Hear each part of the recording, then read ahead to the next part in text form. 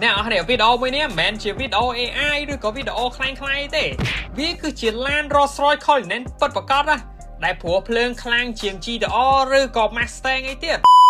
នេះគឺជា Rolls Royce Cullinan ចំនួនទី1ដែលជា SUV ដំបូងគេបំផុតរបស់ក្រុមហ៊ុន Rolls Royce Cullinan នេះការចេញដំបូងមានការពេញចិត្តច្រើនមែនទែនជាពិសេសពីសំណាក់អតិថិជនរបស់ Rolls Royce ព្រោះអីដោយសារតែ Rolls Royce គឺខ្វះមួយព្រម practicality ដល់ពេល Rolls Royce ចេញ Cullinan នេះចេញមកគឺដោះស្រាយបញ្ហាហ្នឹងគឺបានទាំងអស់តែម្ដងឡាននេះគឺភ្ជាប់មកជាមួយនឹងម៉ាស៊ីនរបស់ Phantom ដែលជាឡានកំពូលលុចសេរីខាឬក៏ Comfort Car ជាងគេនៅលើទីផ្សារអ្នកនរគ្នាវាភ្ជាប់មកជាមួយនឹងម៉ាស៊ីន 6.75 លីត្រ Twin Turbo ម៉ាស៊ីន 12 អ្នកនរគ្នាម៉ាស៊ីននេះគឺធំខ្លាំងមែនតែនយកតែម្ដងហើយផលិតកម្លាំងបានម្ដុំ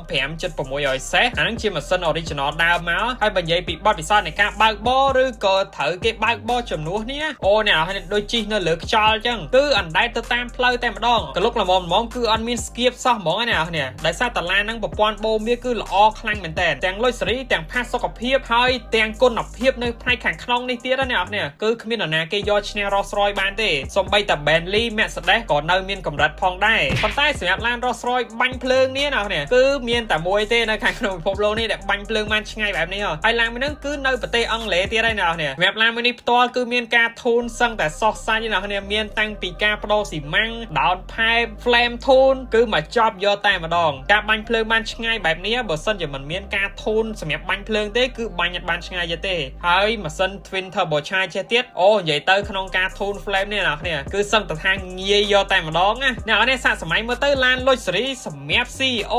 ឬក៏ថ្នាក់ដឹកនាំក្រុមហ៊ុនធំណាបែរជាយកមកធ្វើបាញ់ភ្លើងបាញ់អីបែបនេះអ្នកគ្នាអូនិយាយទៅប្លែកភ្នែកតែម្ដងបងប្អូនអ្នកនេះយើងណាដែលចំពោះ Rolls Royce Cullinan ដែលបាញ់ភ្លើងចង្ងាយចង់5ម៉ែត្រមួយនេះមានមតិអាចខមមិននៅផ្នែកខាងក្រោមនេះបានឆ្លាញ់ឡានកុំភ្លេច follow ម្នាក់មួយ